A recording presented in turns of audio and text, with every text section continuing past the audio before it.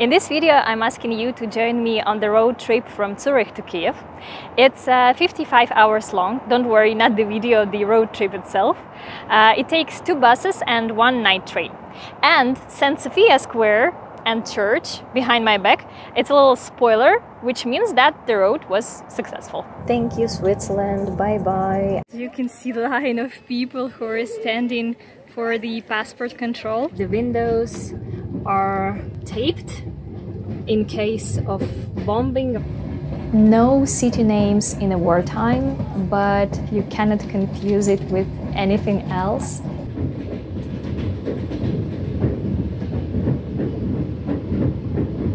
So the journey starts very early in the morning with suitcases, and it's amazing how many things you have for 4 months actually, because this backpack was only thing that I had when I got here to Switzerland. I only have one pack of clothes, and that's it, and documents.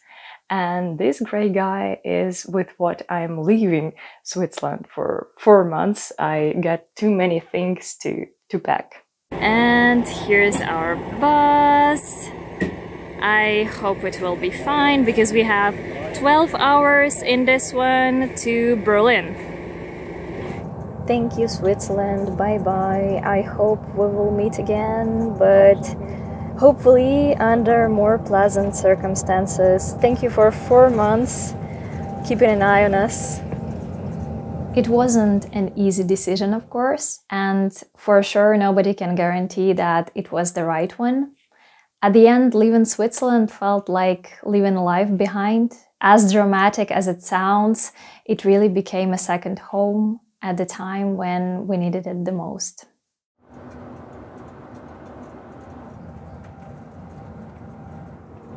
A big poster on the bus stop in Germany actually reminded us that there are still people who are running, especially from the eastern parts of Ukraine. And I'm conscious that some of them do not have any intentions on coming back because of different reasons. For some, there is no place to come back to. And for some, they just don't want to wait and probably to waste years for waiting. There were not so many people in our first bus, thankfully, so Vanya fell asleep almost straight away. He never took a bus that long, so we were a little bit worried how it's gonna go, because with kids it's never easy. We had a small break in Munich, and then we went on a highway with views included mostly solar panels and windmills, very up to date. Because I think that the whole Europe now is counting how many of those each country has. And I wonder how many kilometers we should cover with green energy installations to finally get off the needle of Russian gas for good. Obviously, there is a certain demand for Ukrainian culture now in the world, but also inside Ukraine. And for example, my mom, she didn't know much about Ukrainian authors, and now she's kind of catching up. So, we arrived at the Berlin Central bus station 3 minutes later, which I think is a very good result. And now we have an hour and a half waiting for our next bus, which will take us from Berlin to Przemysl, which is in Poland, almost at the Ukrainian border. And the previous bus took us about 13 hours from Zurich to Berlin, and the next one is gonna be also 13 hours. Here's another adventure. Our seats were changed into not very good ones, the ones at the back.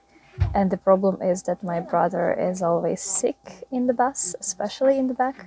So it's gonna be a very interesting night for all of us.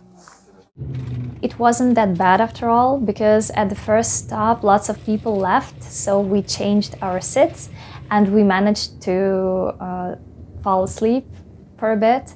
and Vanya was more or less fine. It wasn't the longest ride anyway that we had this year, but this time it was easier because we were going home, of course. I remember when we were getting to Switzerland, we didn't see anything through the windows because we were in shock. And now it was a mix of feelings because you were anxious and curious and afraid. What's going to change now? And do you have to get used to your home now?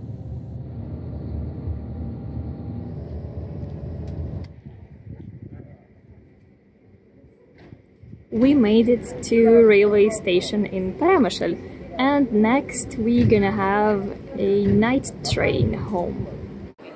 It was really comforting to finally see Ukrainian cities in a schedule on Polish railway station, but sad at the same time because next to it there was a poster with the numbers of social help and places to stay for refugees and a promise to find a permanent job in the EU countries. As this train was crossing the border between Schengen country and non-Schengen country, the passport control was already at the train station. And the huge line was inevitable because they had only one window open.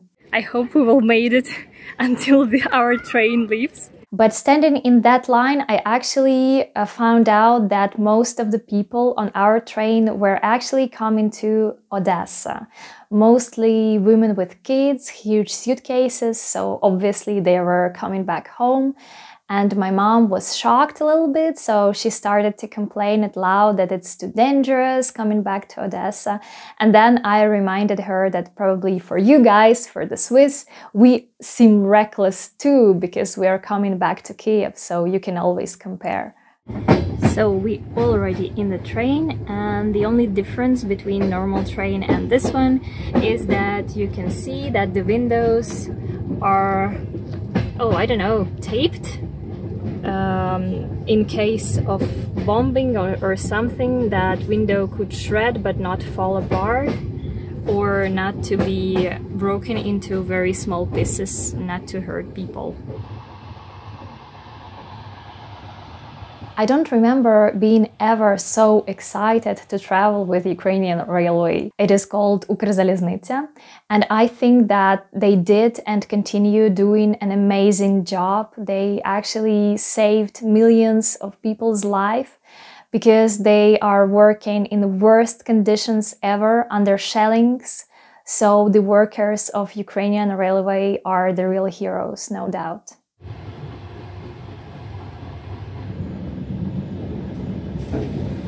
Vanya was probably the most excited of us to get home finally, because he really missed our dad and the countryside and our home terribly.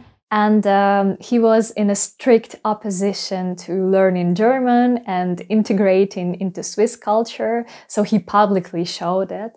But he's just a kid, he's still a kid, and the small things like this mascot, the pig, which is called Masha.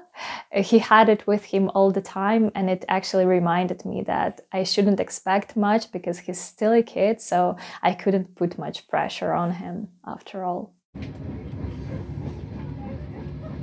No city names in a wartime, but as soon as you see Kiev, you cannot confuse it with anything else.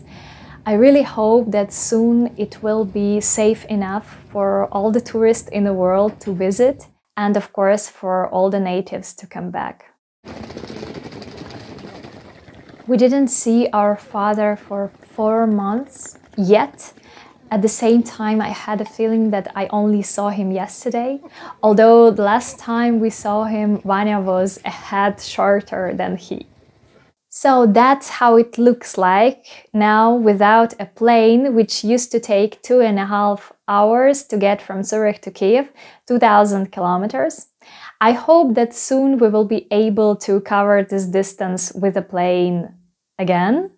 But for now we have what we have, and I hope this video was interesting, and thank you so much for watching.